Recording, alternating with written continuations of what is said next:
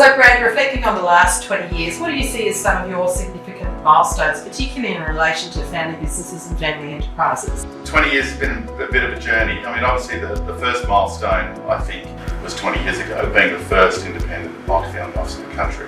So I think that's been a really key part, and sort of building a pretty strong brand and reputation over that time globally has been great. I think the other part, we saw a significant shift post GFC that was sort of a bit of a milestone around family governance, and a real drive for families wanting family governance, family continuity, and those sorts of issues.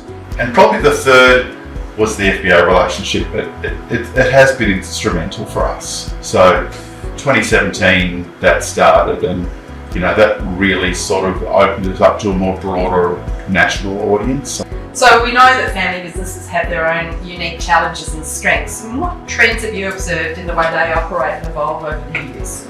One of the big trends has been around this whole family office space. It's been a bit of a journey, people understanding what that means, but one of the things that we have started to see with family businesses particularly has been this appetite to build assets and wealth that's complementary to the family business but separate to the family business. So that certainly has been a trend. The other trend is probably not necessarily a new one, although it's evolved, which is around family charters and family constitutions.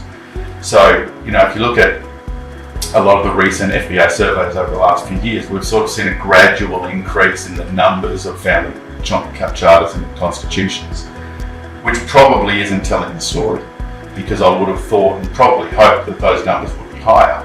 But what we have seen is a big shift on the awareness of people about the importance of understanding what a good family governance system is. And now it's 7 years in our partnership with EWM Group and FBA. It's been a really important part of, as you've said, part of your journey. What value has this collaboration brought to the family businesses you work with? Well, firstly, the relationships and friendships that we've built through the FBA community. We've got to work with some amazing people, some great family businesses.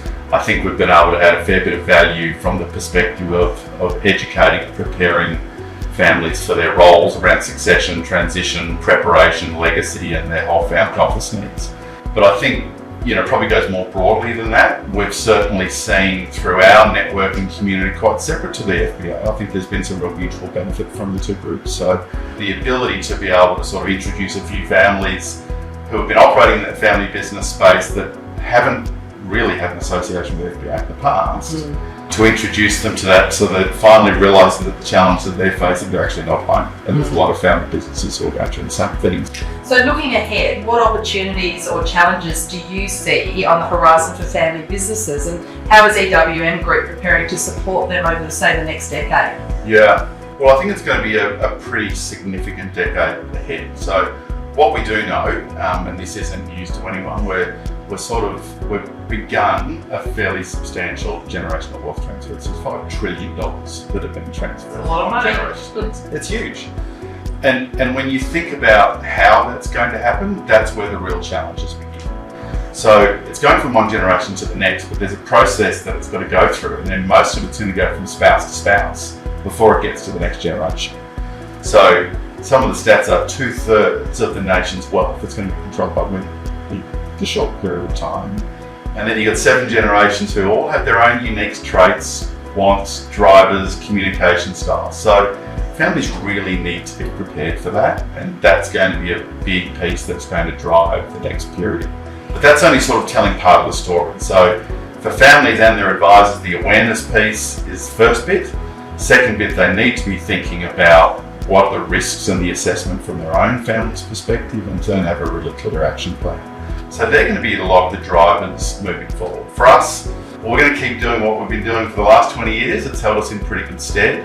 So although we've been doing it for 20 years, we've got a national client base, we've now got people on the ground in Brisbane, Sydney and Adelaide.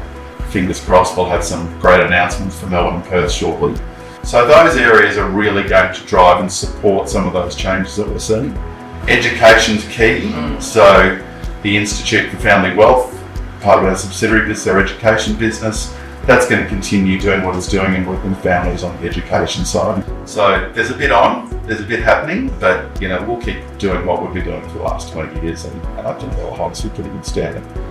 looking forward to doing with FBA. And happy birthday to the EWM Group. 20 years and, as you say, another big 10 years to come. Yeah, 20 years, it just seems like yesterday. But it's been great. Still can't believe it's gone by that quickly. But yeah, the next 10 years and beyond are pretty exciting.